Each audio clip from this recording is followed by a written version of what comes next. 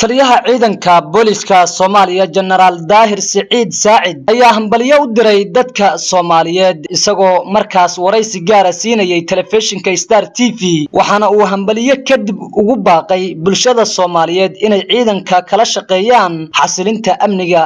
Mubarak ummadda Soomaaliyeed meel ka soo joogto waxaan ugu bashaareynaa ciidan oo hambalyeynaa Ilaahay nabad u gaarsiiyay soonkii iyo waqti fiicnaa oo soo maray islaamka oo dhan oo hambalyeynaa meel ka soo joogan ummadda Soomaaliyeedna waxaan ku codsanaynaa in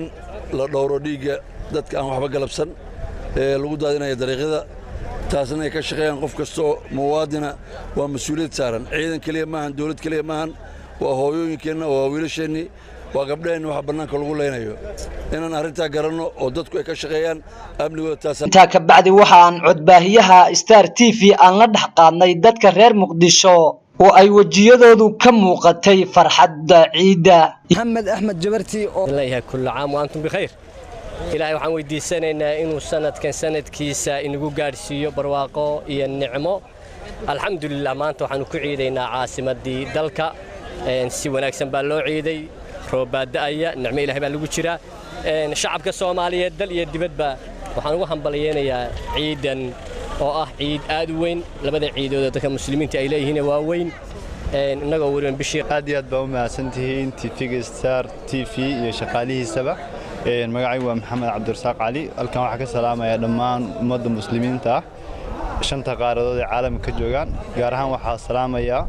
ummadda Soomaaliyeed waxa leeyahay kullu caam wa antum bikhair ciid wanaagsan dhamaantiin ku ciida kullu caam wa antum bikhair maanta waa maalin farxad leh waa maalin qaali ah oo aniga waliba special qaali ugu ah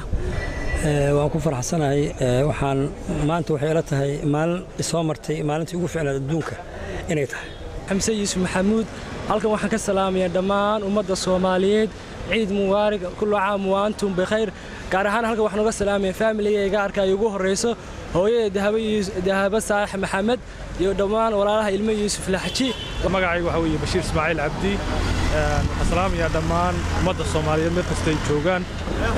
gaar ahaan asxaabteeda badan ee meelaha gobolada badan kala joogta iyo ehelkayga oo kala jooga gobolada Sanaag waxaan aad iyo aad u salaamiyaa dhammaan asxaabteeda oo meel kasta joogta magaalada hadda aan ku sugannahay waa beerta nabadda iyadoo ay dadweyne aad u fara badan ay halkan isugu yimaadeen kuwaasoo ay ku galayaan sawirro sidoo kale ciyaalka ayaa lagu ciyaarsiinayaa goobo loogu talagalay beerta nabadda sidoo kale waxaa maanta soo booqday ra'iisul wasaaraha dawladda federaalka Soomaaliya Xasan Cali Khayre iyadoo dadka reer Muqdisho uu halka kula qaybsaday farxadda ciidul fidriga waad mahadsantahay faradheere saad u sheegtayba waxa weeye maanta waa maalintii ciidul fidriga ummadda Soomaaliyeed meel kasta ha joogtay waxaan leeyahay hambalyo ciid mubaarak ayaan leeyahay sanadkan sanadkiisa kalena ilaahay ha nagu gaarsiiyo bashbash iyo barwaaqo waxay noo farxad wanaagsan ciid wanaagsan kullu caam wa antum bikhair dhammaan muslimiinta gaar ahaan Soomaalida gaar ahaan reer Muqdisho waxaan halka ka salaamayaa guud ahaan ummadda Soomaaliyeed waxaan leeyahay kullu caam wa antum bikhair ku ciid wanaagsan farxad kullu caam wa antum bikhair ciid wanaagsan dhammaan ummadda muslimiinta waa salaamaya meel walba ay joogaan ciid wanaagsan kullu caam wa antum bikhair dhammaan shacabka Soomaaliyeed meel kasta dunida ka joogan waa salaamaya ciid wanaagsan kullu caam wa antum bikhair ummadda Soomaaliyeed dhan waan salaamaya hambalyo ciid wanaagsan Maxamed Cabdi Cismaan Maxamed Faradheere telefishinka caalamiga Star